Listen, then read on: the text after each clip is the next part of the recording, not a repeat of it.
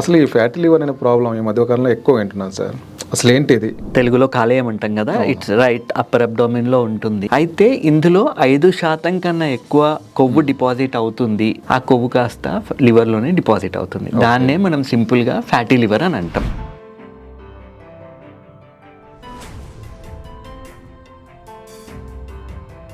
Fatty liver రావడానికి కారణాలు అంటే చాలామంది ఇప్పుడు మేము తాగుతున్నాం కాబట్టి ఫ్యాటీ లివర్ వచ్చింది అంటారు. కొద్దిమంది ఏమో నాన్ ఆల్కహాలిక్ ఫ్యాటీ లివర్ అని కూడా ఒక వర్డ్ చెప్తుంటారు డాక్టర్లు. అవును. ఏంటి సార్ టైప్స్ ఉంటాయి ఫ్యాటీ లివర్లో? అవును. ఆల్కహాలిక్ ఫ్యాటీ లివర్ అన్నది మందు తాగే వాళ్ళల్లో చూస్తాం. నాన్ ఆల్కహాలిక్ స్టియర్టో హెపటైటిస్ అంటున్నాము, లేకపోతే non alcoholic fatty liver disease.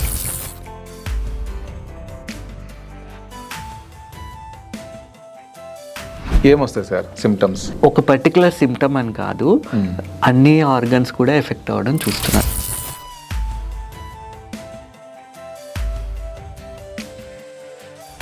Sir ఇప్పుడు మనం ఫ్యాటీ లివర్ గ్రేడింగ్ అని అంటుంటారు కదా, ఎట్లా గ్రేడింగ్ ఇస్తారు? ఎన్ని స్టేజెస్ ఉంటాయి సార్?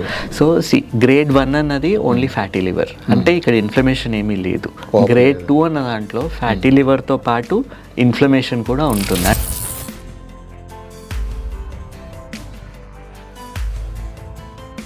సార్ యాక్చువల్గా ఇప్పుడు అంటే ఫ్యాటీ లివర్ అనేది ఒక స్టేజ్ దాటాక ప్రాణాంతకం అవుతుందా?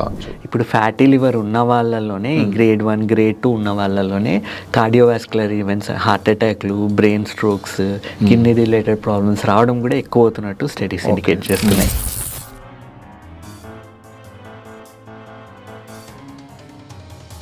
ఒక మనిషి కనుక సెంట్రల్ ఒబేసిటీ అంటే పొట్ట చుట్టూ కనుక బాగా వెయిట్ పొట్ట లావుగా ఉన్న వాళ్ళలో ఖచ్చితంగా ఫ్యాటీ లివర్ ఉండే ఛాన్స్ ఉందా? ఎస్ ఉందండి. మెటబాలిక్ సిండ్రోమ్ అని ఇందాక మాట్లాడుకున్నాం కదా, ఇది ఒక క్లస్టర్ ఆఫ్ సిమ్టమ్స్ అన్నీ ఉండాలి.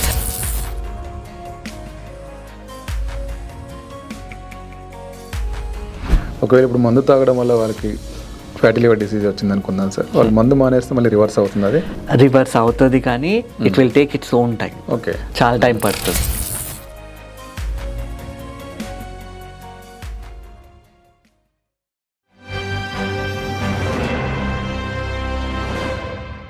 ఇటీవల మనం ఫ్యాటీ లివర్ గురించి మాట్లాడుకుంటున్నాం కదా. ఎస్ డాక్టర్ గారు, యాక్చువల్గా okay, welcome to 3TV first of all మీకు. అండ్ చాలామంది సార్ యాక్చువల్గా ఈ మధ్యకాలంలో అల్ట్రాసౌండ్ లాంటి చెకప్లో లేకపోతే master health checkup, yearly checkup చేయించుకున్నప్పుడు సడన్గా వాళ్ళకి fatty liver stage 1 grade 1 grade 2 అని ఇట్లా వస్తుంటాయి వాళ్ళు జనరల్గా. ఈ ఫ్యాటీ లివర్ అనేసరికి వాళ్ళకి అసలు ఇది ప్రాబ్లమా కాదా, గ్రేడ్ 1 గ్రేడ్ 2 అని కూడా ఇట్లా గ్రేడింగ్ ఇస్తుంటారు. అసలు ఈ ఫ్యాటీ లివర్ అనే ప్రాబ్లం ఈ మధ్యకాలంలో ఎక్కువ వింటున్నాను సార్. అసలు ఏంటి ఇది? ఫ్యాటీ లివర్ గురించి చెప్పి లివర్ గురించి కూడా చెప్పండి కొంత. ఓకే, బేసిక్గా ఫస్ట్ లివర్ గురించి అర్థం చేసుకుందాం. లివర్ అన్నది బేసిక్గా తెలుగులో కాలేయం అంటాం కదా, ఇట్స్ రైట్ అప్పర్ అబ్డోమిన్లో ఉంటుంది. మగవాళ్ళలో చూసుకుంటే ఒక 1800 గ్రామ్స్ దాకా ఉంటుంది. ఆడవాళ్ళలో తీసుకుంటే కొంచెం తక్కువ బరువు ఉంటుంది, 1400 గ్రాముల దాకా ఉండొచ్చు. అయితే ఇందులో 5% కన్నా ఎక్కువ కొవ్వు డిపాజిట్ అవుతుంది అంటే దాని బరువులో 5% కన్నా ఎక్కువ. ఇప్పుడు 1800 అన్నారు, 1800 అంటే 50, ఒక 100 గ్రాముల దాకా కొవ్వు డిపాజిట్ అయింది అంటే దాన్ని మనం ఫ్యాటీ లివర్ అని చెప్తాం. ఓకే, కొవ్వు డిపాజిట్ అవుతుంది కాలేయంలో డిపాజిట్. ఎందుకు? లివర్ పని చేయాల్సిన విధంగా లివర్ పని చెయ్యట్లేదు. ఫ్యాట్ని డైజెస్ట్ చేసే విధానం అన్నది తగ్గిపోయింది, ఫ్యాటీ ఆక్సిడేషన్ అవ్వట్లేదు. ఆ కొవ్వు కాస్త లివర్లోనే డిపాజిట్ అవుతుంది. దాన్నే మనం సింపుల్గా ఫ్యాటీ లివర్ అని అంటాం. సో గ్రేడ్ 1 అన్నప్పుడు ఓన్లీ ఫ్యాట్ మాత్రమే డిపాజిట్ అవుతుంది, ఎటువంటి ఇన్ఫ్లమేషన్ లేదు. ఇన్ఫ్లమేషన్ అంటే ఏంటి? అది ఒక వాపు లాంటిది. ఎస్, ప్రక్రియ అంటే శరీరం దాన్ని రిపేర్ చేసుకోవడానికి ట్రై చేస్తుంది. దాన్ని మనం ఇన్ఫ్లమేషన్ అంటాం. సో దాన్ని హెపటైటిస్ అని కూడా అంటాం. అయితే హెపటైటిస్ రావడానికి వైరస్లు ఒక కారణం అయితే, మనం తీసుకునే ఫుడ్ అయినా కారణం కావచ్చు, లేదంటే మనం తీసుకునే టాబ్లెట్ల వల్ల కావచ్చు. రకరకాల రీజన్స్ వల్ల లివర్ అన్నది ఇన్ఫ్లేమ్ అవ్వచ్చు. సో కొవ్వు డిపాజిషన్తో పాటు ఎప్పుడైతే ఇన్ఫ్లమేషన్ కూడా ఉంటుందో దాన్ని మనం స్టియటో హెపటైటిస్ అని అంటాం. సో ఓన్లీ ఫ్యాటీ లివర్ అంటే స్టియటోసిస్ అంటాం. లివర్ ఇన్ఫ్లమేషన్ కూడా ఉంది అంటే స్టియటో హెపటైటిస్ అని అంటాం. సో ఇది బేసిక్గా ఫ్యాటీ లివర్ గురించి. ఫ్యాటీ లివర్ రావడానికి కారణాలు అంటే చాలామంది ఇప్పుడు మేము తాగుతున్నాం కాబట్టి ఫ్యాటీ లివర్ వచ్చింది అంటారు. కొద్దిమంది ఏమో నాన్ ఆల్కహాలిక్ ఫ్యాటీ లివర్ అని కూడా ఒక వర్డ్ చెప్తుంటారు డాక్టర్లు. ఏంటి సార్ టైప్స్ ఉంటాయి ఫ్యాటీ లివర్లో? అవును, ఆల్కహాలిక్ ఫ్యాటీ లివర్ అన్నది మందు తాగే వాళ్ళల్లో చూస్తాం. మందు తాగే వాళ్ళల్లో బేసిక్గా ఆల్కహాల్ ఫస్ట్ ప్రాసెస్ చేస్తుంది లివర్. సో లివర్ మెటబాలిజం అన్నది తగ్గిపోతుంది అండ్ టాక్సిక్ లోడ్, ఈ ఆల్కహాల్ అన్నది ఒక టాక్సిక్ మెటీరియల్. సో లివర్ని ఇంజూర్ కూడా చేస్తుంది, లివర్ సెల్స్ కూడా డ్యామేజ్ అవుతాయి. దానివల్ల ఆల్కహాలిక్ ఫ్యాటీ లివర్ అని అంటాం. అయితే వీళ్ళలో ఇన్ఫ్లమేషన్ అసోసియేటెడ్ ఉండడం చూస్తున్నాం. అయితే ఇప్పుడు కొత్త ఎంటిటీ ఏంటి, నాన్ ఆల్కహాలిక్ స్టియాటోహిపటైటిస్ అంటున్నాము, లేకపోతే non alcoholic fatty liver disease. దీన్నే మనం metabolic syndrome associated or metabolic dysfunction associated steatohepatitis NASH కానీ మ్యాష్ కానీ అని కూడా అంటున్నాం దీన్ని. సో వీళ్ళల్లో ఏమవుతుంది, కొంతమందిలో ఈ టెండెన్సీ ఎక్కువ అవుతుంది. ఇప్పుడు లావుగా ఉండే వాళ్ళు ఉన్నారు, లేదు షుగర్ ఉంది, లేదు కొంతమందిలో మెటబాలిక్ సిండ్రోమ్ ఉంది. అంటే ఏంటి, బీపీ ఎక్కువ ఉండడం, కొలెస్ట్రాల్ ట్రైగ్లిసరైడ్స్ ఎక్కువ ఉండడం, షుగర్ ఉండడం, వేస్ట్ సర్కంఫరెన్స్ ఎక్కువ ఉండడం, వీళ్ళల్లో మెటబాలిక్ సిండ్రోమ్ అని చెప్తాం ఈ సిమ్టమ్స్ అన్నీ ఉన్నప్పుడు. వీళ్ళల్లో ఈ ఫ్యాటీ లివర్ ఎక్కువ అవడం చూస్తున్నాం బేసిక్గా. సో సింపుల్ థింగ్, మళ్ళీ కొవ్వు అన్నది ప్రాపర్గా మెటబలైజ్ అవ్వట్లేదు అని దీని అర్థం. లివర్ తీసుకోగలిగిన దానికన్నా ఎక్కువ మనం లివర్ మీద లోడ్ ఇస్తున్నాము. లివర్ ఫంక్షన్ అన్నది చేయాల్సిన విధంగా అది చెయ్యట్లేదు, లివర్ ఫంక్షన్ తగ్గింది అని దాని అర్థం. ఓకే, కారణాల గురించి చెప్పుకునే ముందు సార్, యాక్చువల్ దీని ఫ్యాటీ లివర్ ఉంది అంటే ఒక మనిషికి ఏమైనా ప్రాబ్లమా? డెఫినెట్లీ ప్రాబ్లం ఉన్నట్టే అండి. That is a indication something is happening. First మనం లివర్ అసలు ఏం పని చేస్తుందో అర్థం చేసుకుందాం. మన బాడీలో జరిగే మెటబాలిజం అంతా కూడా లివర్ అన్నది కంట్రోల్ చేయడం జరుగుతుంది. మనం ఏం తిన్నా అన్నీ కూడా లివర్ నుంచే ప్రాసెస్ అవుతాయి. ఇప్పుడు ఫ్యాట్ డైజెషన్లో బైల్ అన్నది ఉత్పత్తి చేస్తుంది. బైల్ జ్యూస్ వింటుంటాం కదా. సో ఒక రోజుకి ఒక 1/2 లీటర్ నుంచి లీటర్ వరకు బైల్ జ్యూస్ ఫామ్ అవుతుంది. ఈ బైల్ జ్యూస్ ఏంటి, it is like A detergent juice లాగా ఉంటుంది. ఇది బేసిక్గా ఫ్యాట్ని డైజెస్ట్ చేయడానికి హెల్ప్ అవుతుంది. సో లివర్ పనితనం తగ్గింది అన్నప్పుడు డిఫెక్టివ్ బైల్ జ్యూస్ ఫామ్ అవడం చూస్తాం. సో వీళ్ళల్లోనే ఫ్యాటీ లివర్ ఉండడం, వీళ్ళల్లోనే గాల్ స్టోన్స్ రావడం, వీళ్ళల్లోనే కడుపు బ్లోటింగ్ అని, ఉబ్బరం అని ఇవన్నీ చూడడం జరుగుతుంది. ఫ్యాట్ అన్నది డైజెస్ట్ అవ్వదు సరిగ్గా, ఊరికే మోషన్ వెళ్ళడం, మోషన్కి వెళ్తే మోషన్ తేలుతున్నట్టు ఉండడం, ఇవన్నీ వీళ్ళలో చూస్తాం. ఇదే కాకుండా లివర్ అన్నది మన బాడీలో కావాల్సిన ప్రోటీన్ని కూడా ఉత్పత్తి చేస్తుంది. సో ఆల్బమిన్ 50% కన్నా ఎక్కువ ఆల్బమిన్ ఏదైతే మొత్తం అంత లివర్ నుంచి ఉత్పత్తి అయింది. సో ఎంత బరువు ఉన్న వాళ్ళలో ఎంత ఉత్పత్తి చేయాలన్నది కూడా లివర్ చూసుకుంటుంది. ఇదే కాకుండా multiple proteins 50% of liver form చేసే ప్రోటీన్స్లో 50% ఆల్బుమిన్, మిగిలినవి రకరకాల గ్లోబులిన్స్ అని, దాంట్లో మళ్ళీ డిఫరెంట్ టైప్స్ ఉన్నాయి. సో ఇవన్నీ ఉత్పత్తి చేస్తుంది. ఇదే కాకుండా క్లాటింగ్ ఫ్యాక్టర్స్, ఇప్పుడు రక్తం అన్నది గడ్డగట్టాలి అంటే క్లాటింగ్ ఫ్యాక్టర్స్ కావాలి, అవన్నీ ఉత్పత్తి అయ్యేది లివర్లోనే. సో ఇవే కాకుండా డైజెస్టివ్ ఎంజైమ్స్, ఈ డైజెస్టివ్ ఎంజైమ్స్ అన్నీ ఉత్పత్తి అయ్యేది లివర్లోనే. ఇది అందుకే లివర్ బాగా పనిచేస్తే డైజెషన్ బాగుంటుంది. సో లివర్ ఎప్పుడైతే ఒత్తిడికి లోన్ అవుతుందో, ఫ్యాటీ లివర్ కానీ దాని మీద ఒత్తిడి లోన్ అయిందన్నప్పుడు బాడీలో రకరకాల చేంజెస్ చూడడం మొదలవుతాయి. అండ్ ఇప్పుడు fatty liver association heart attacks తోని, బ్రెయిన్ స్ట్రోక్స్ తోని, కిడ్నీ ప్రాబ్లమ్స్ తోని అన్నిటితోని ఉన్నట్టు అసోసియేషన్ స్టడీస్ చెప్తున్నాయి ఇప్పుడు. సో లివర్ పనితనం ఇది. లివర్ బాగా పనిచేస్తే మనం హెల్దీగా ఫీల్ అవుతాం, మన బాడీలో మెటబాలిజం అన్నది కరెక్ట్గా ఉంటుంది, everything will go in a order. ఎప్పుడైతే లివర్ ఫంక్షన్ డిస్టర్బ్ అయిపోతుందో body will start throwing science. Okay, ఏమొస్తాయి సార్ సిమ్టమ్స్? ఇప్పుడు దెబ్బలు తగలగానే ఈజీగా బ్రూజింగ్ అంటాం కదా, ఆ ఈజీ బ్రూజింగ్ ప్లస్ లివర్ మీద లోడ్ ఎక్కువైంది, వాళ్ళంతా దురదల్లాగా ఫీల్ అవుతారు. చాలా మంది ఇచ్చింగ్ అని చెప్తా ఉంటారు. ఓకే, సో ఆ ఇచ్చింగ్ అవుతుందన్న దాని అర్థం బైల్ సాల్స్ అనేవి డిపాజిట్ అవుతున్నాయి స్కిన్ కింద అని అర్థం. సో ఇదొకటి. అండ్ కళ్ళు పచ్చగా అయిపోవడము, అండ్ బిలిరూబిన్ పెరిగిపోవడము, బిలిరూబిన్ పెరగడం వల్ల వచ్చే జాండీస్ అంటాం కదా, ఆ లక్షణాలన్నీ కనబడతాయి. అండ్ పొట్టలో నొప్పి చెప్తారు, పై భాగంలో పొట్ట నొప్పి అని చెప్తారు. ఎస్, నొప్పి అని చెప్తారు. డైజెషన్ రిలేటెడ్ ఇష్యూస్ రావడం చూస్తున్నాము. రకరకాల, అంటే ఒక పర్టికులర్ సిమ్టమ్ అని కాదు, అన్ని ఆర్గన్స్ కూడా ఎఫెక్ట్ అవ్వడం చూస్తున్నాం. ఇప్పుడు చాలా మందిలో సిరాటిక్ స్టేజ్కి వెళ్ళిపోయింది, ఎండ్ స్టేజ్ లివర్ డిసీజ్ అని, పొట్టలో నీరు నిండడం, కాళ్ళల్లో నీళ్ళు వాపు రావడం, ఇవన్నీ చూస్తాం. ఇన్ఫ్లమేషన్కి ఉండే లక్షణాలన్నీ కనబడతాయి. ఓకే సార్, ఇప్పుడు మనం ఫ్యాటీ లివర్ గ్రేడింగ్ అని అంటుంటారు కదా, ఎట్లా గ్రేడింగ్ ఇస్తారు, ఎన్ని స్టేజెస్ ఉంటాయి సార్?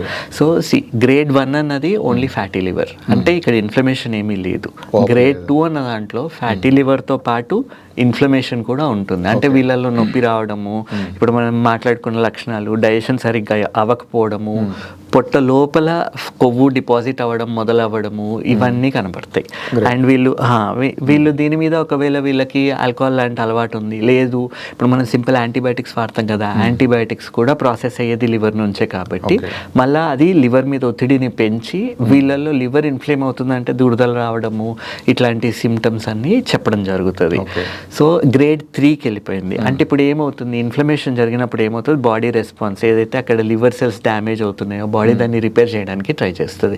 అంటే ఇప్పుడు మనకి ఇక్కడే సపోజిడ్లీ ఏదో దెబ్బ తగిలింది, దెబ్బ మానేటప్పుడు ఏమవుతుంది, ఒక పొట్టులాగా ఫామ్ అవుతుంది. ఆ పొట్టు వెళ్ళిపోయిన తర్వాత స్కిన్ అన్నది అక్కడ హార్డ్ అయ్యి బాడీ అన్నది దాన్ని రీమోడల్ చేసుకుంటుంది, స్కార్ ఫామ్ అవుతుంది కదా. సో లివర్లో కూడా అంతే, లివర్లో రీజనరేటివ్ కెపాసిటీ ఎంత ఉన్నా కానీ డ్యామేజ్ అయిందనగానే first inflammatory response is to form a scar. ఆ స్కార్ ఫామ్ అయ్యి మళ్ళీ అది బాడీ రీమోడల్ చేసుకుంటుంది ఓవర్ ది టైం, మళ్ళీ స్కార్ ఫామ్ అవ్వడం, ఇది రిపీటెడ్ ఇన్సల్ట్స్ జరగడం వల్ల స్కారింగ్ అనేది ఎక్కువైపోయి లివర్ ఉండాల్సిన సాఫ్ట్ కన్సిస్టెన్సీ ఉండకుండా స్టిఫ్గా అయిపోతుంది. దాన్ని గ్రేడ్ 3 అంటాం. మళ్ళీ ఫైబ్రోసిస్ అన్నది సెట్ అవుతుంది గ్రేడ్ 3లో. దాన్ని అప్పుడు కూడా మనం పట్టించుకోలేదు, ఇంకా గ్రేడ్ 3 ఫైబ్రోసిస్ నుంచి సిరోసిస్ నుంచి ఎండ్ స్టేజ్ లివర్ డిసీజ్కి, అక్కడ నుంచి ఇంకా రేపు పొద్దున లివర్ మొత్తం మార్చాల్సిన అవసరం వచ్చే ఛాన్సెస్ ఉంటాయి. సో ఇవి స్టేజెస్. సో ఇందులో మనం గ్రేడ్ 1 సాధారణంగా ఇప్పుడు ఎవరు వచ్చినా కానీ గ్రేడ్ 1 చూడడం జరుగుతుంది. ఇంతకు ముందు కానీ ఇప్పుడు చాలా ఎక్కువైపోయింది. ఎందుకు అంటే maybe it is because of our changed life style, మనం తీసుకునే ఆహారంలో అన్హెల్దీ ఫుడ్ ఎక్కువ ఉండడము, అది కూడా ఒక రీజన్. అండ్ ఇప్పుడు గ్రేడ్ 1 గ్రేడ్ 2లో వచ్చినప్పుడు దీన్ని మనం ఐడెంటిఫై చేసి సర్టెన్ ఏం చేయాలో చెప్పి అవసరమైతే కొద్ది రోజులు ఏమైనా మెడిసిన్ సపోర్ట్ ఇచ్చి దీన్ని మనం రివర్స్ చేయవచ్చు. కానీ గ్రేడ్ 3 గ్రేడ్ 4లోకి వెళ్ళిందన్న తర్వాత రివర్స్ అయ్యే ఛాన్సెస్ ఉండవు. సో అది కాకపోతే దాని ప్రోగ్రెషన్ని మనం ప్రివెంట్ చేయొచ్చు. ఇంకా ముదరకుండా దాన్ని ఏం జాగ్రత్తలు తీసుకొని దాన్ని ఎట్లా చూడాలన్నది మనం చేయొచ్చు. ఓకే సార్, ఇప్పుడు గ్రేడ్ 1 గ్రేడ్ 2 అన్నప్పుడు మనం డైట్తో రివర్స్ చేయొచ్చా, మెడికేషన్ కూడా అవసరం అవుతుంది? డైట్తోని కొంచెం కొద్దిగా మెడిసిన్ అండ్ బేసిక్గా డైట్ అండి, ఎక్కువ శాతం డైటే. ఇప్పుడు స్టడీస్ ఏం చెప్తున్నాయి, ఇప్పుడు బరువు 5% తగ్గారు అంటే ఉన్న బరువులు ఇప్పుడు 100 కిలోలు బరువు ఉన్నారు, 5 నుంచి 10% బరువు తగ్గారు అంటే ఫ్యాటీ లివర్ గ్రేడ్ 1 అయినా 2 అయినా రివర్స్ అవ్వడం చూస్తున్నాం. సో మన బరువు తగ్గితే లివర్లో ఉండే ఫ్యాట్ కూడా మెటబలైజ్ అవ్వడం మొదలవుతుంది. అండ్ ఆహార పద్ధతులు ఏం చేంజ్ చేసుకోవాలి, మనం ఫస్ట్ ఆఫ్ ఆల్ లివర్ని ఇన్సల్ట్ చేసే మెటీరియల్ ఏదైతే తీసుకుంటున్నామో దాన్ని ఆపేయాలి. ఇప్పుడు మందు తాగే వాళ్ళు ఉన్నారు, మందు కంప్లీట్గా ఆపేయాలి. రెండోది వాటర్ తాగట్లేదు, కావాల్సినంత వాటర్ ఇంటేక్ ఇంక్రీజ్ చేయాలి. తినే దాంట్లో కొంచెం ఈజీగా డైజెస్ట్ అయ్యే ఫుడ్స్ తినాలి, హార్డ్ టు డైజెస్ట్ ఫుడ్స్ ఉంటాయి, నాన్ వెజిటేరియన్ ఉంది, ఆర్ చిన్నప్పటి నుంచి అలవాటు లేని ఆహారం ఉంది, వాటిని అవాయిడ్ చేయాలి. ఈజీగా అరిగే భోజనం ఎక్కువ తీసుకోవాలి, ఆకుకూరలు ఎక్కువ తీసుకోవాలి, హోల్ గ్రెయిన్స్ ఎక్కువ ఉండాలి, వెజిటేబుల్స్ ఫ్రూట్స్ ఎక్కువ ఉన్నప్పుడు దాన్ని బాడీ అనేది ఈజీగా డైజెస్ట్ చేసుకోగలుగుతుంది. పీచు పదార్థాలు ఎక్కువ ఉండే భోజనం తీసుకోవాలి. అండ్ అది కూడా ఏంటి, తినమన్నాం కదా అని ఇంకా అవి ఎక్కువ తినడం కూడా కరెక్ట్ కాదు. అండ్ అవసరం అయినప్పుడే తింటా ఉంటే లివర్ మీద పడే లోడ్ తగ్గుతుంది. లివర్ మీద పడే లోడ్ తగ్గితే లివర్ దాని దగ్గర రిపేర్ చేసుకునే ఆస్కారం ఎక్కువ ఉంటుంది. అండ్ అదే కాకుండా ఇప్పుడు పెయిన్ కిల్లర్స్ వేసుకుంటున్నారు, స్టీరాయిడ్ టాబ్లెట్స్ వేసుకుంటున్నారు, యాంటీబయాటిక్స్ వేసుకుంటారు, ఇవన్నీ కూడా లివర్ని ఎఫెక్ట్ చేస్తాయి. సో వీటిని అవసరం లేని మందులు అనేవి మనం ఎక్కడ కట్ చేయగలిగితే అక్కడ కట్ చేయాలి. ఇదే కాకుండా ఇప్పుడు ఫ్యాటీ లివర్ ఉన్న వాళ్ళలో ఈ గట్ మైక్రోబయోమ్ గురించి మాట్లాడుకుంటున్నాం కదా, short chain fatty acids form చేసేది గట్ బ్యాక్టీరియా. సో ఈ గట్ బ్యాక్టీరియా సరిగ్గా లేనప్పుడు కూడా ఫ్యాటీ లివర్ వస్తున్నట్టు తెలుస్తుంది. సో గట్ మైక్రోబియం ఇప్పుడు పనికొచ్చే ఫుడ్స్ ఏమేమి తినాలి, ఏం తింటే మన గట్ బ్యాక్టీరియా బాగుంటుంది. సో మన లోపల ఇంకొక ప్రపంచం ఉంది. ఇప్పుడు మన ఎర్త్ మీద ఎట్లనైతే ఇన్ని కంట్రీస్ ఉన్నాయి, ఇన్ని డిఫరెంట్ టైప్ ఆఫ్ స్కిన్స్ ఉన్నాయి, మేల్ ఉన్నారు, ఫీమేల్ ఉన్నారు, సో ఎట్లనైతే డైవర్సిఫైడ్ ఇన్ని రిలీజియన్స్ ఉన్నాయి కదా, సో అట్లనే మన పొట్ట లోపల కూడా అన్ని రకాల బ్యాక్టీరియా ఉన్నాయి, గ్రామ్ పాజిటివ్స్ ఉన్నాయి, నెగిటివ్స్ ఉంటాయి, అనరోబిక్ ఉంటాయి. ఇవన్నీ ఒక సమతుల్య సినర్జీతోని ఉన్నప్పుడు బాగా పనిచేస్తాయి. కానీ ఇందులో ఇప్పుడు మనకి యుద్ధాలు అవుతున్నాయి. అట్లనే లోపల బ్యాడ్ బ్యాక్టీరియాకి గుడ్ బ్యాక్టీరియాకి యుద్ధం జరిగి మనం బ్యాడ్ బ్యాక్టీరియాని ప్రోత్సహించే ఫుడ్ మనం తీసుకుంటున్నాం అన్నప్పుడు లైఫ్ అంతా డిస్టర్బ్ అయ్యే ఛాన్సెస్ ఉంది. ఇప్పుడు ఆల్కహాల్ తీసుకుంటారు, మందు తాగిన ప్రతిసారి గట్ బ్యాక్టీరియా డ్యామేజ్ అవుతుంది, లివర్ మీద లోడ్ పెరుగుతుంది. సో మనం ఎట్లా ఉంటున్నాం అన్న దాన్ని బట్టి మన లివర్ ఎట్లా పనిచేయాలన్నది ఉంటుంది. మన నిద్ర డిస్టర్బ్ అయిపోతుంది చాలా మందిలో, స్లీప్ డిస్టర్బెన్సెస్ ఉన్న వాళ్ళలో కూడా ఈ మెటబాలిజం తగ్గిపోవడము, ఫ్యాటీ లివర్ రావడం చూస్తున్నాం. ఓకే సార్, థర్డ్ ఫోర్త్ స్టేజ్లో ఉంటే ఒకవేళ గ్రేడింగ్ ఉంటే కనుక ఏం చేస్తాం మనం? బేసిక్గా మనం వర్కప్ చేసినప్పుడే అసలు ఏ స్టేజ్లో ఉన్నారో మనకు తెలియాలి అంటే సింపుల్ అల్ట్రాసౌండ్ చేసినప్పుడు, అల్ట్రాసౌండ్ స్కాన్ చేసినప్పుడు లివర్ సైజ్ పెరిగిందా మనకు తెలుస్తుంది. కానీ యాక్చువల్లీ డ్యామేజ్ ఎంత జరిగింది తెలియాలి అంటే మనం ట్రాన్సియంట్ ఎలాస్టోగ్రఫీ లేదా ఫైబ్రోస్కాన్ అని అంటున్నాం కదా, ఆ టెస్ట్ చేపిస్తాం. ఇది చేయడం వల్ల ఏమవుతుంది, అసలు లివర్లో స్టిఫ్నెస్ ఎంత ఉంది, నార్మల్ టిష్యూ ఎంత ఉంది, కొవ్వు ఎంత ఉంది. ఇప్పుడు ఇదే కాకుండా మనం ఎంఆర్ఐ లాంటి స్కాన్స్ చేయించినప్పుడు కూడా మనకు యాక్చువల్లీ ఎంత కొవ్వు శాతం ఉంది ఇవన్నీ మనకు తెలుస్తాయి. తెలిసిన తర్వాత మన లైఫ్ స్టైల్ అంతా చేంజ్ చేసుకొని ఎక్సర్సైజ్ మొదలుపెట్టి బరువు తగ్గి ఇన్ఫ్లమేటరీ ఫుడ్స్ తీసుకోవడం తగ్గించి మనకి హెల్ప్ చేసి ఇప్పుడు యాంటీ ఇన్ఫ్లమేటరీ ఫుడ్స్ ఉన్నాయి అవన్నీ తీసుకోవడం వల్ల సో ఇది మళ్ళీ రిపీటెడ్గా ఇదే టెస్ట్ ఫైబ్రోస్కాన్ చేయడం వల్ల అసలు ఎంత శాతం ఇంప్రూవ్మెంట్ ఉంది అన్నది మనకు తెలుస్తుంది. సో రికవర్ అవుతున్నారా అవ్వట్లేదా అన్నది మనం ఎవిడెన్స్ బేస్డ్ లాగా it will serve as a indicator.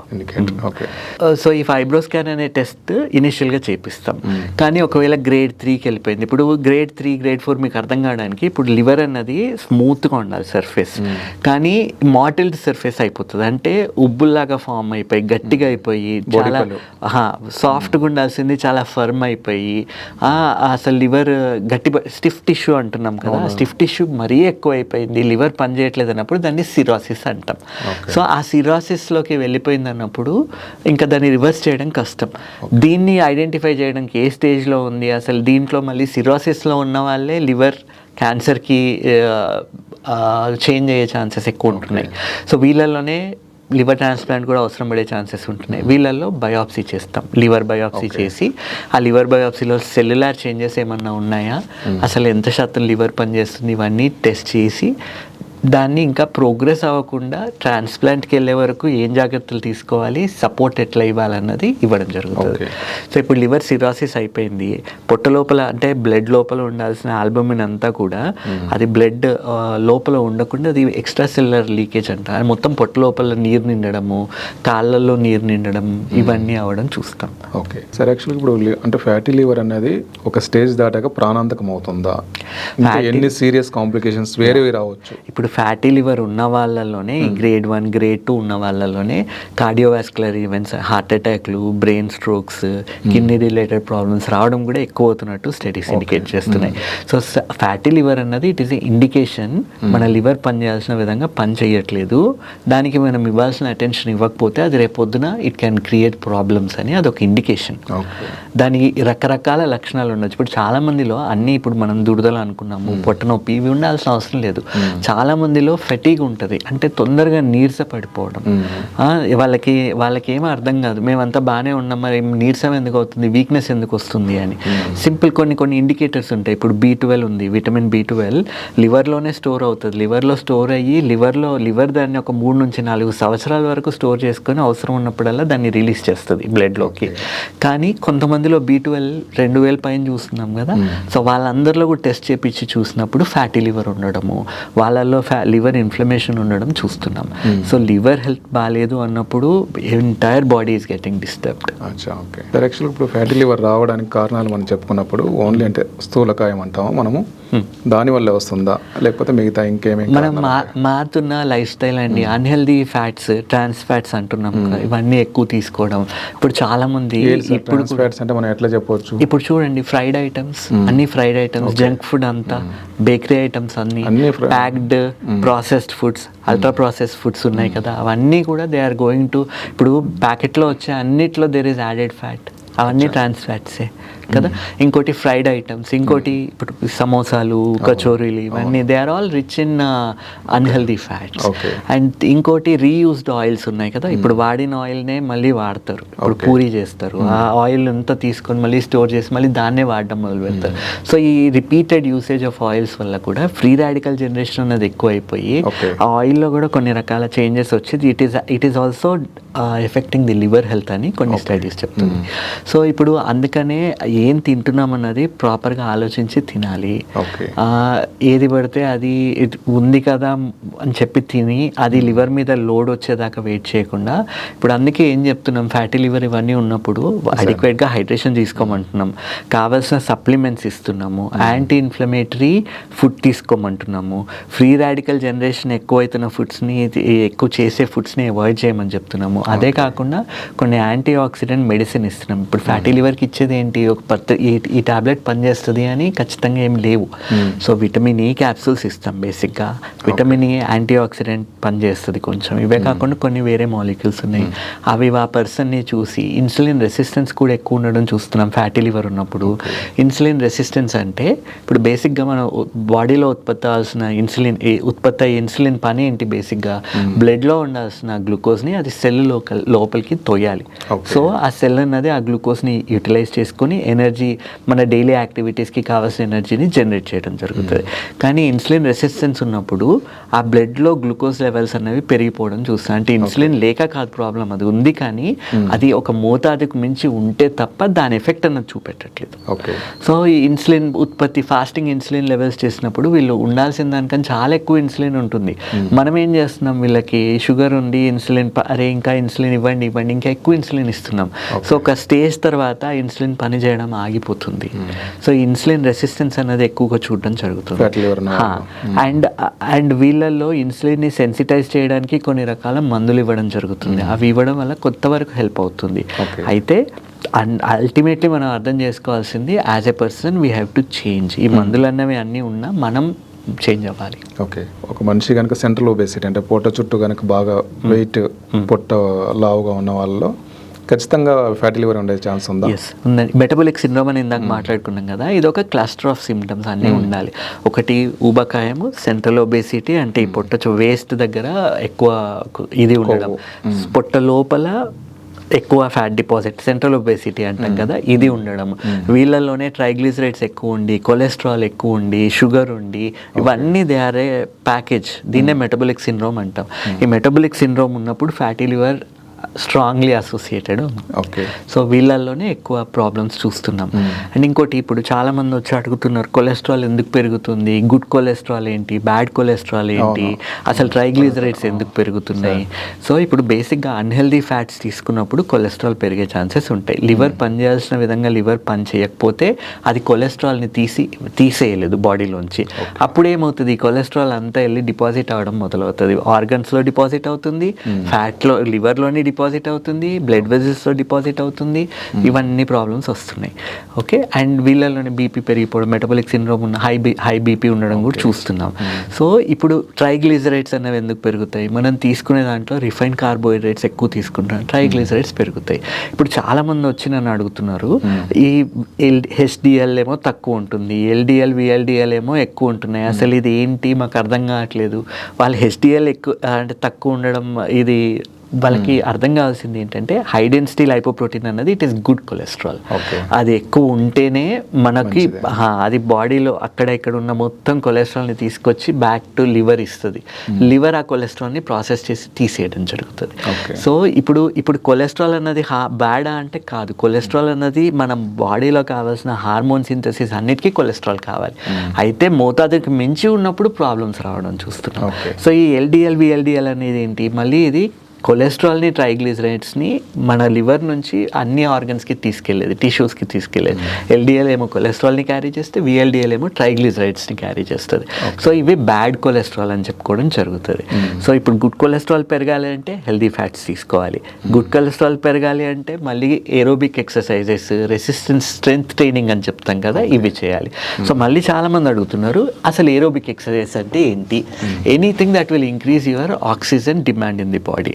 So వాటిని ఏరోబిక్ ఎక్సర్సైజ్ అంటాం. ఇప్పుడు కార్డియో చేస్తాం, ఏరోబిక్ ఆర్ కార్డియో అని అంటాం. ఇప్పుడు థ్రెడ్మిల్ చేస్తాం, స్విమ్మింగ్ చేస్తాము, ఆర్ ఏదైనా sport, any sport that will increase your heart rate. Heart rate పెరిగినప్పుడు ఏమవుతుంది, గుండె ఫాస్ట్గా పంప్ చేసుకోవడం వల్ల ఆక్సిజన్ అన్నది మొత్తం అంతా సర్క్యులేషన్, ఆక్సిజన్ డిమాండ్ పెరుగుతుంది ఇక్కడ. సో గుండె ఆక్సిజన్ డిమాండ్ని మీట్ చేయడానికి ఎక్కువ పంప్ చేస్తుంది బ్లడ్ని. అండ్ ఇందులో ఏమవుతుంది, మన ఊపిరితిత్తుల్లో కూడా ఆక్సిజన్ కన్సంప్షన్ అనేది ఎక్కువ అవుతుంది. ఈ ఏరోబిక్ ఎక్సర్సైజ్ చేయడం వల్ల ఫ్యాటీ లివర్లో హెల్ప్ అవుతుంది. రెండోది స్ట్రెంగ్త్ ట్రైనింగ్ అంటాం. స్ట్రెంగ్త్ ట్రైనింగ్ అంటే ఇప్పుడు వెయిట్స్ చేస్తారు కదా, వెయిట్స్ అది కూడా దాన్ని కూడా ఒక పద్ధతి ప్రకారం చేసుకుంటూ పోవాలి. అంటే మనం మోతాదికి మించి వెయిట్ ట్రైనింగ్ చేయమన్నారు కదా అని చెప్పి ఆ డంబెల్ ఎత్తడమో వెయిట్స్ ఎత్తడమో చేస్తే కరెక్ట్ కాదు. వాళ్ళు ఏం చెప్తున్నారంటే చిన్న వెయిట్ ఎత్తినా రిపిటేషన్స్ ఎక్కువ ఉండాలి, అండ్ మనం కాంట్రాక్షన్కి ఎంత టైం తీసుకుంటున్నామో రిలాక్సేషన్ కూడా అంతే టైం ఇవ్వాలి. చాలామంది ఏం చేస్తారు, కాంట్రాక్షన్ అప్పుడేమో కష్టపడి దాన్ని లేపుతారు, వదిలేసేటప్పుడు చాలా ఫాస్ట్గా వదిలేస్తారు. అది చేయొద్దు అని చెప్తారు. సో స్ట్రెంగ్త్ ట్రైనింగ్, మనం రెసిస్టెన్స్ ట్రైనింగ్ అని అంటాం దీన్ని. సో అది స్లోగా వెయిట్స్ని ఇంక్రీజ్ చేసుకుంటా పోయినప్పుడు కూడా దానివల్ల కూడా ఈ ఫ్యాటీ లివర్ తగ్గుతున్నట్టు స్టడీస్ చెప్తున్నాయి. ఓకే, డ్రింక్ చేసే వాళ్ళలో ఎంత ప్రాబ్లమాటిక్ ఉంటుంది ఫ్యాటీ లివర్ అన్నది?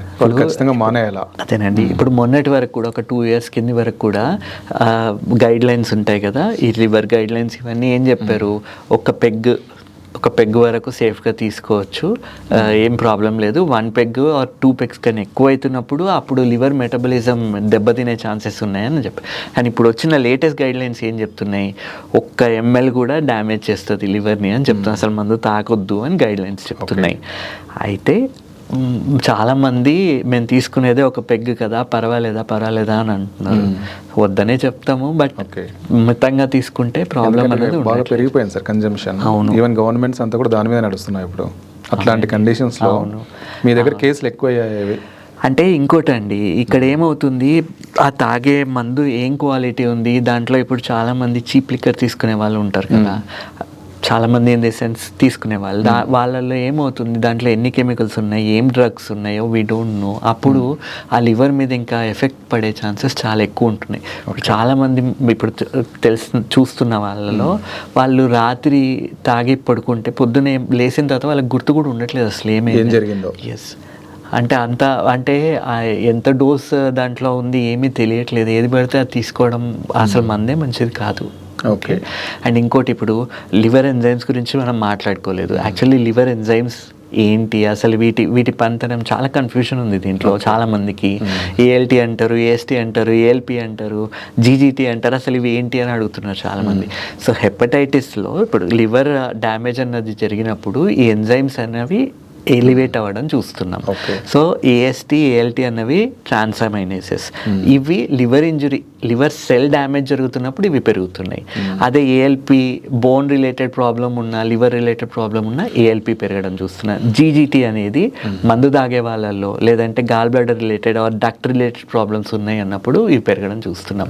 అయితే చాలామంది ఇంకో క్వశ్చన్ అడుగుతారు, ఈ లివర్ ఎంజైమ్స్ని చూసి మందు తాగుతున్నారా లేదా చెప్పొచ్చా మనం అని చెప్పేసి. ఎస్, ఈ ఏఎస్టీ అనేది డబుల్ కన్నా ఎక్కువ ఉంది, ఏఎల్టీ కన్నా 2 ఎక్కువ ఉంది అంటే అదొక ఇండికేషన్ ఆల్కహాల్ డ్యామేజ్ ఉందా అని చెప్పేదానికి. ఇంకోటి ఏఎస్టీ ఎలివేట్ అయ్యి జీజీటీ ఎలివేట్ అయ్యినా మందు తాగుతున్నారా అని మనకు డౌట్ రావాలి. ఈ 2. ఇంకోటి ఓన్లీ లివర్ డ్యామేజ్ ఉన్నప్పుడు ఏఎల్టీ ఏఎస్టీ పెరుగుతాయి. కానీ అదే ఒకవేళ కోలిస్టాటిక్ డిజీజ్ అని డక్ట్ రిలేటెడ్ ప్రాబ్లమ్స్ ఉన్నప్పుడు ఏఎల్పి అన్నది పెరగడం, జీజీటీ అన్నది పెరగడం చూస్తున్నాం. సో ఈ ఎంజైమ్స్ కూడా ఎంత ఉండాలి, ఎంతవరకు పెరిగితే ఎంత డ్యామేజ్ అయింది అన్నది తెలుసు. ఇప్పుడు మనం ఏఎస్టీ ఏఎల్టీ తీసుకుంటే అప్పర్ లిమిట్ 40 అని అంటాం కదా, ఆ 40 2 పెరిగింది అంటే మైల్డ్ అని చెప్పి, 2 నుంచి 5 మైల్డ్ అంటాం, 5 నుంచి 15 రెట్లు పెరిగింది మోడరేట్ అంటాం. More than 15 times upper limit కన్నా పెరిగింది అంటే దాన్ని సివియర్ అని చెప్పడం జరుగుతుంది. అండ్ ఇంకోటి జాండీస్ కూడా, చాలామంది జాండీస్ అంటారు కదా, డైరెక్ట్ బిలిరూబిన్ అని ఉంటుంది, ఇండైరెక్ట్ బిలిరూబిన్, ఇది ఏంటి అని అడుగుతుంటారు చాలామంది. సో ఇండైరెక్ట్ బిలిరూబిన్ పెరిగింది అంటే లివర్ డ్యామేజ్ జరుగుతుంది అని అర్థం, అన్కాంజుగేటెడ్ బిలిరూబిన్ పెరిగింది. అదే డైరెక్ట్ బిలిరూబిన్ పెరిగింది అన్నప్పుడు అది సర్జికల్ జాండీస్ అని చెప్పడం జరుగుతుంది. సో సర్జికల్ జాండీస్ అంటే ఏంటి, బైల్ కాంజుగేట్ అవుతుంది కానీ బయటికి రావట్లేదు, అబ్స్ట్రక్షన్ ఉంది అని అర్థం, అప్పుడు సర్జరీ అవసరం పడే ఛాన్సెస్ ఉంటాయి. సో ఏదైనా కానీ జాండీస్ ఉంది అంటే లివర్లో ప్రాబ్లం ఉంది, ఎక్కడ ఉంది అన్నది మనం ఐడెంటిఫై చేయాలి. ఒకవేళ ఇప్పుడు మందు తాగడం వల్ల వాళ్ళకి ఫ్యాటీ లివర్ డిసీజ్ వచ్చింది అనుకుందాం సార్, వాళ్ళు మందు మానేస్తే మళ్ళీ రివర్స్ అవుతుంది? అది రివర్స్ అవుతుంది కానీ it will take its own time. చాలా టైం పడుతుంది, అట్లీస్ట్ ఒక, అంటే డిపెండింగ్ మనం ఏ లెవెల్లో డ్యామేజ్ జరిగింది అన్న దాన్ని బట్టి ఎన్ని రోజులు టైం పడుతుంది రికవర్ అవ్వడానికి. నార్మల్గా ఫ్యాటీ లివర్ రివర్స్ అవ్వడానికి కొన్ని వారాల నుంచి కొన్ని నెలల వరకు పడుతుంది. ఓకే, జనరల్ కూడా సార్ ఇప్పుడు మనం వెయిట్ వల్ల ఒబేసిటీ వెయిట్ వల్ల ఈ ఫ్యాటీ లివర్ వస్తుందని మేజర్గా అనుకుంటున్నాం కదా. వెయిట్ తగ్గించే మెడిసిన్స్ ఈ మధ్యకాలంలో చాలా వచ్చాయి, ఇంజెక్షన్ లాంటివి అండ్ మెడిసిన్స్ లాంటివి. అవి వాడితే వెయిట్తో పాటు ఫ్యాటీ లివర్ కూడా తగ్గుతుందా? తగ్గుతుంది. ఎట్లా ఉంటుంది సార్? బరువు తగ్గితే ఫ్యాటీ లివర్ తగ్గుతుంది. ఆ బరువు తగ్గడానికి మీరు ఎక్సర్సైజ్ చేసి తగ్గారా, మీరు ఫాస్టింగ్ చేసి ఫుడ్ తగ్గించుకొని తగ్గారా, మందులు వాడారా, ఏదైనా రీజన్ కావచ్చు. బరువు తగ్గితే ఇది రివర్స్ అయ్యే ఛాన్సెస్ ఉంటాయి. ఎంత బరువు తగ్గితే ఎంత రివర్స్ అవుతుంది, ఏ స్టేజ్లో ఉందన్న దాన్ని బట్టి టైం ఎంత పట్టొచ్చు అన్నది చెప్తాం. అయితే ఈ వెయిట్ రిడక్షన్ మాలిక్యూల్స్ ఏవైతే ఇప్పుడు జిఎల్పి అనలాగ్స్, జిఐపి అనలాగ్స్ వచ్చినాయి, ఇవన్నీ కూడా హెల్ప్ చేస్తున్నాయి. అయితే it will take its time. ఈ మందులు కూడా వేసుకోగానే బరువు తగ్గిపోతారని కాదు, కనీసం 1 సంవత్సరం వాడితే 15% నుంచి 17% వరకు బరువు తగ్గుతున్నట్టు స్టడీస్ చెప్తున్నాయి. అండ్ ఫాస్ట్గా ఎవరైతే బరువు తగ్గుతున్నారో వాళ్ళలో కూడా ఈ ఫ్యాటీ లివర్ ఇంకా కాంప్లికేట్ అయ్యే ఛాన్సెస్ ఉంటాయి. సో ఒక పద్ధతి ప్రకారం హెల్దీ వెయిట్ లాస్ ఉండాలి. ఏది పడితే అది చేయడం వల్ల కూడా ఇంకా డ్యామేజ్ ఎక్కువే ఛాన్సెస్ ఉంటాయి. సార్, ఇప్పుడు ఫ్యాటీ లివర్కి మెడిసిన్స్తో సరిపోతుందా? ఎప్పుడైనా సర్జికల్ ఇంటర్వెన్షన్ కూడా అవసరం అవుతుందా? సర్జరీ దాకా వెళ్తుందా ఈ ప్రాబ్లం? ఫ్యాటీ లివర్ అనేది సర్జరీకి వెళ్ళే ప్రాబ్లం కాదు. కాకపోతే ఫ్యాటీ లివర్ ఉన్నప్పుడు ఈ డైజెస్టివ్ డిస్టర్బెన్సెస్ ఉండడము, పొట్ట ఊరికే డిస్టర్బ్ అయ్యి ఊరికే డాక్టర్ దగ్గరికి వెళ్ళడం, డైజెషన్ ఎక్కడో తేడాగా ఉంది అని ఫీల్ అవ్వడము. ఇంకోటి వీళ్ళలో గాల్ స్టోన్స్ ఫార్మేషన్ ఛాన్సెస్ ఎక్కువ ఉంటున్నాయి. సో ఈ గాల్ స్టోన్ ఫామ్ అవ్వడం వల్ల దానికి సర్జరీలు అవసరం పడుతున్నాయి. అండ్ ఇప్పుడు మందు తాగే వాళ్ళు ఉన్నారు, ఆల్కహాలిక్ లివర్ డిజీజ్, దీనికి చాలా స్ట్రాంగ్ అసోసియేషన్ ప్యాంక్రియాటైటిస్తో ఉంది. క్లోమ గ్రంథి ఎఫెక్ట్ అవుతుంది కదా. సో ప్యాంక్రియాటైటిస్ ఒకసారి వచ్చి ఆ నొప్పి మొదలవుతుంది. ఇప్పుడు ప్యాంక్రియాస్ కూడా అంతే. ఎట్లయితే లివర్ ఇట్లా సాఫ్ట్గా ఉండాలి, అది ఫర్మ్ మాటిల్డ్ అపియరెన్స్ అయిపోతుందో, ప్యాంక్రియాస్ కూడా చాలా సున్నితంగా ఉంటుంది, చాలా మెత్తగా ఉంటుంది. అది కానీ రిపీటెడ్ డ్యామేజ్ జరగడం వల్ల ఆ ప్యాంక్రియాస్ కూడా లెదర్ లాగా గట్టిగా అయిపోవడం చూస్తున్నాం. సో అట్లా అయినప్పుడు ఆ ప్యాంక్రియాస్ లోపల ఏదైతే ఉత్పత్తి అవుతున్న ఎంజైమ్స్ ఉన్నాయో అది ప్యాంక్రియాస్ మీద పనిచేయడం మొదలు పెడుతుంది. సో ఆ ప్యాంక్రియాస్ కుళ్ళిపోవడం చూస్తాం, నెక్రాటిక్ ప్యాంక్రియాటైటిస్ అని. దాని మీద సూపర్ ఇన్ఫెక్షన్స్ వచ్చినప్పుడు అది ఇంకా వాళ్ళు సెప్సిస్లోకి, మల్టీ ఆర్గన్ ఫెయిలియర్లోకి వెళ్ళే ఛాన్సెస్ చాలా ఎక్కువ ఉంటున్నాయి. సో ఈ ప్యాంక్రియాటైటిస్ ఒకసారి మందు తాగే వాళ్ళు వచ్చింది అంటే ఇంక వాళ్ళకి చెప్తాం, మీరు మందు వాసన చూసినా మీకు లైఫ్కి రిస్క్ ఉంటుంది అని చెప్తాం.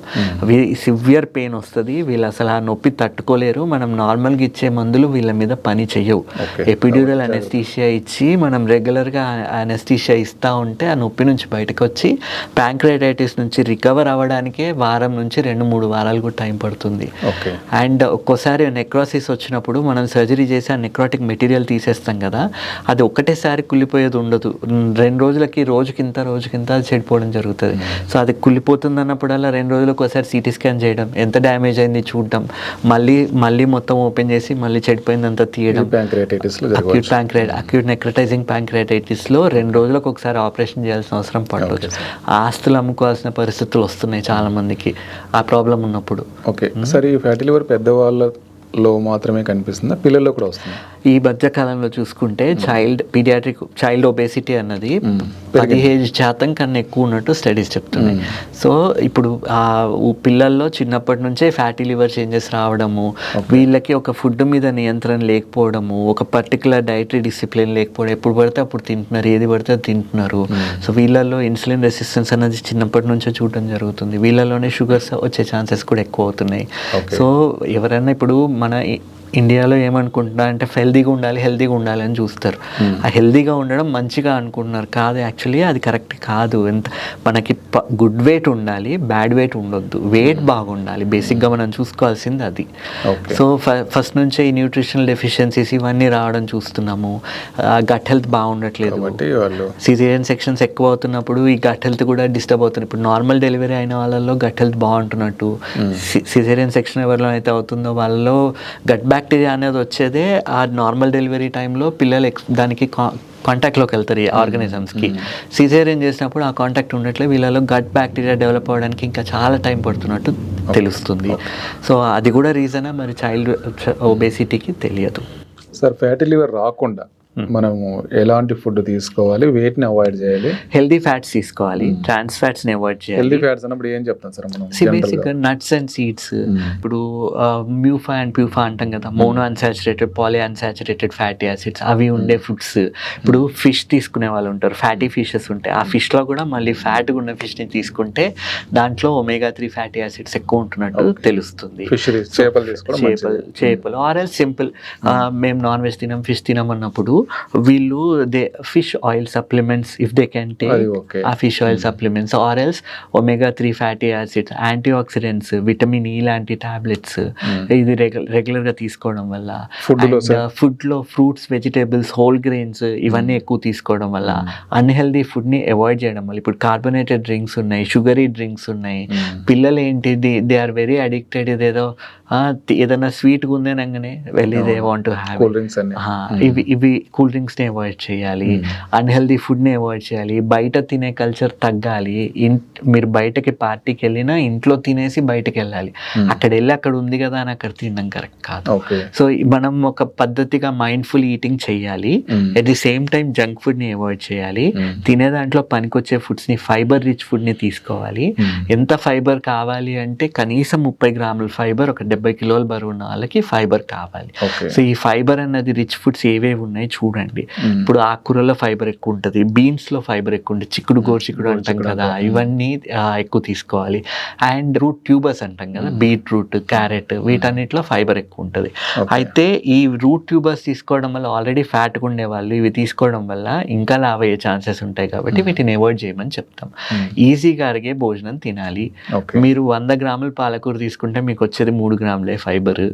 సో దాన్ని ఆలోచించుకుని మరి 30 గ్రాములకి ఎంత కావాలి, అన్ని రకాల ఫ్రూట్స్ని అన్నింటినీ మీరు హై ఫైబర్ డైట్ అని గూగుల్ సెర్చ్ చేస్తే మీ ఏరియాలో దొరికే ఫుడ్స్ అన్నీ వస్తాయి.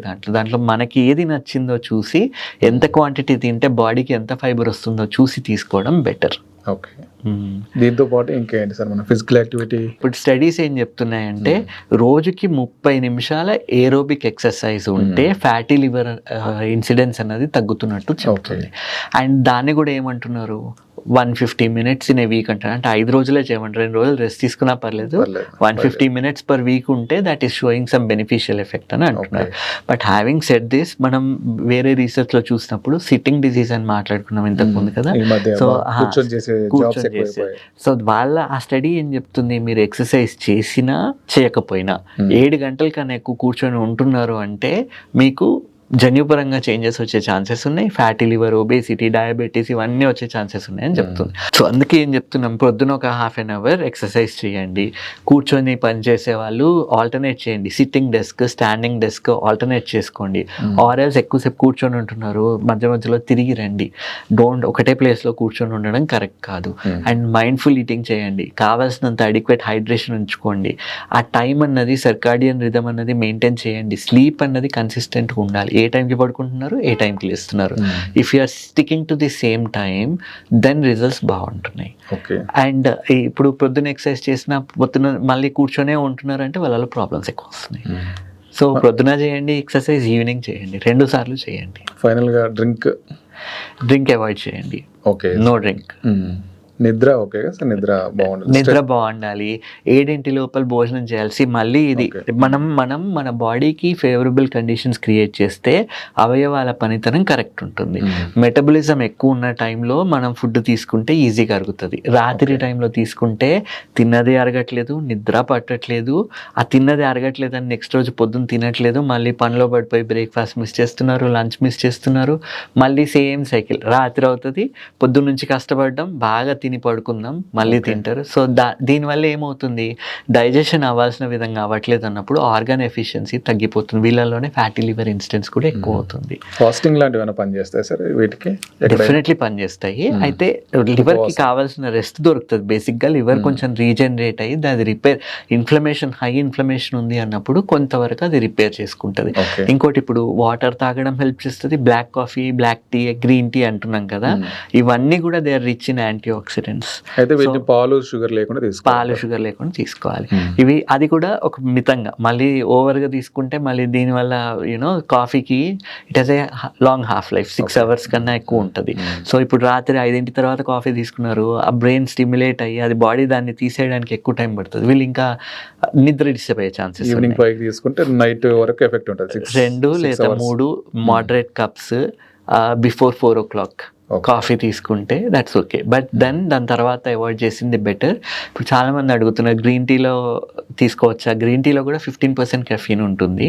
సో ఆలోచించి 4-5 వరకు తీసుకోవచ్చు, తర్వాత అవాయిడ్ చేసింది బెటర్. స్ట్రెస్ రోల్ ఏమైనా ఉంటుందా సార్ దానికి దీంట్లో? డెఫినెట్లీ ఉంటుంది. ఇప్పుడు ఫ్యాటీ లివర్ వల్ల స్ట్రెస్ ఎక్కువ క్రియేట్ అయితే స్ట్రెస్ ఎక్కువ అవడం వల్ల మళ్ళీ యాసిడిటీ అవుతుంది. యాసిడిటీ ఎక్కువ అవడం వల్ల డైటరీ హ్యాబిట్స్ చేంజ్ అయిపోతాయి. ఆ డైటరీ హ్యాబిట్స్ చేంజ్ అవ్వడం వల్ల కావాల్సినంత వాటర్, ఫైబర్ లేదు. మళ్ళీ బౌల్ మూమెంట్స్ డిస్టర్బ్ అయిపోతాయి. గట్ మైక్రోబియం మొత్తం డ్యామేజ్ అయిపోతుంది. స్లీప్ బాగాలేనప్పుడు మన గట్ మైక్రోబియమే మన స్లీప్ని కూడా రెగ్యులేట్ చేస్తుంది. ఎందుకంటే 90% సెరోటోనిన్ అన్నది గట్లోనే రిలీజ్ అవుతుంది, గట్లోనే స్టోర్ అవుతుంది. సెరోటోనిన్ బాగుంటే హ్యాపీగా ఉంటున్నారు, వీళ్ళే నిద్ర బాగుపోతున్నారు. కానీ ఎవరిలో అయితే గట్ బ్యాక్టీరియా డిస్టర్బ్ అవుతుందో వాళ్ళల్లోనే స్లీప్ డిస్టర్బెన్సెస్ వస్తున్నాయి, వాళ్ళే డల్గా లో మూడ్ ఫీల్ అవుతున్నారు, వీళ్ళలోనే ఫ్యాటీ లివర్, ఇవన్నీ మెటబాలిజం రిలేటెడ్ ఇష్యూస్, థైరాయిడ్ కూడా తక్కువ పని చేయడము, ఇవన్నీ ఉంటున్నాయి. So everything in your body is linked. Liver అన్నది it is a power generator. కానీ దాన్ని మనం ఎక్కువ ఒత్తిడికి లోన్ చేసినప్పుడు ఆ పవర్ జనరేట్ చేయడం ఆపేస్తుంది.